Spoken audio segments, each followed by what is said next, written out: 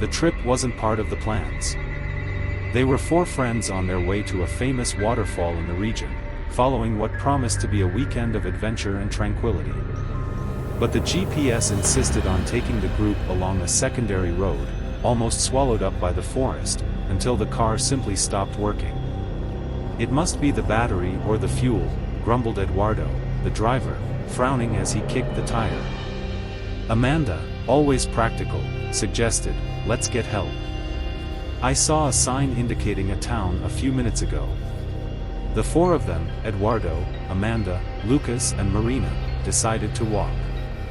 The road seemed endless, but they soon began to notice traces of civilization, rusty posts, a broken fence and, finally, a rusty sign that read, "Welcome to Thornwood."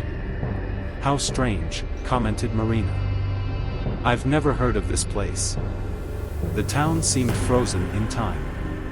Cobbled streets covered in dry leaves led to abandoned houses, broken windows and doors that creaked in the wind. The silence was oppressive, broken only by the sound of their footsteps. "Does anyone still live here?"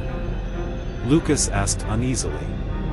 "Let's find out," Amanda replied, walking over to what looked like an old market. The door was ajar, and the interior smelled of mold and rotten wood. Empty shelves and boxes scattered on the floor created a melancholy scene. Then Marina saw something. On the opposite wall, a hand-painted mural showed a tall figure with empty eyes and outstretched arms, surrounded by smaller kneeling figures. The caption read, "The Watchful Guardian." "That's disturbing," she whispered, feeling a chill. Suddenly, the sound of a bell echoed, clear and distant. The four of them looked at each other, surprised. "There must be a church around here," said Eduardo, trying to sound calm. They followed the sound until they found the building, a small but intact chapel, with the bell swinging gently overhead. They entered hesitantly. Inside, pews covered in dust and an altar adorned with unlit candles seemed to have been left in a hurry. On the altar, an open book bore an inscription in Gothic letters, "Those who enter without permission must face the Guardian." "This is starting to sound like a horror movie," joked Lucas, but no one laughed. As they left the chapel, they realized that the scenery had changed. The sunlight seemed weaker, and a thick fog began to cover the streets.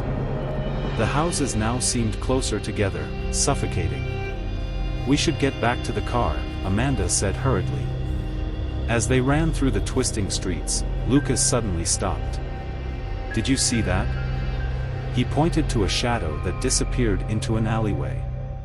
"Come on, let's go," shouted Eduardo. But they couldn't find their way back.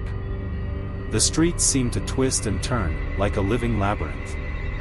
The sound of the bell came again, closer now, accompanied by whispers that seemed to come from everywhere. When they finally reached the central square, the panic was palpable. In the center of the square, there was an ancient well surrounded by strange markings on the ground, like ritual symbols. Eduardo, curious, approached, but a low, guttural sound echoed from the depths. Suddenly, a figure emerged from the mist. Tall, slender, with abnormally long arms and eyes that glowed like burning coals. It was the Guardian. Without thinking, they ran in opposite directions, but the city seemed to be toying with them. Marina and Lucas entered a house to hide, only to realize that the windows had disappeared. Eduardo and Amanda ran down an alley and found themselves back in the square, as if the city had brought them back to where they started. Marina found the mural again, but something had changed. The kneeling figures now seemed to be looking directly at her, their faces contorted in expressions of pain. The Guardian moved unhurriedly, as if he knew that no one could escape. He didn't make a sound, but the whispers grew louder as he approached. In desperation, Amanda picked up a stone and threw it against the well. The sound reverberated through the square, and the Guardian stopped, tilting his head as if he was listening to something. "That's it," she shouted. "It's the well. It's coming from there." Gathered again, the four decided to face the creature. With the symbols as a guide, Eduardo realized that there was a pattern. They used the candles in the chapel to light the specific spots around the well. The creature advanced, but when the last symbol was activated, a deafening sound echoed.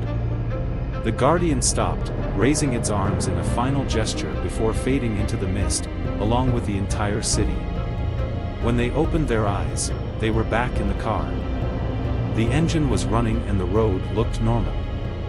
"Does anyone else think we should forget about the waterfall?" Marina asked nervously. They agreed and set off, but no one commented on what they had seen. And every now and then, on the quietest nights, everyone still hears a distant bell, reminding them that Thornwood will never forget them.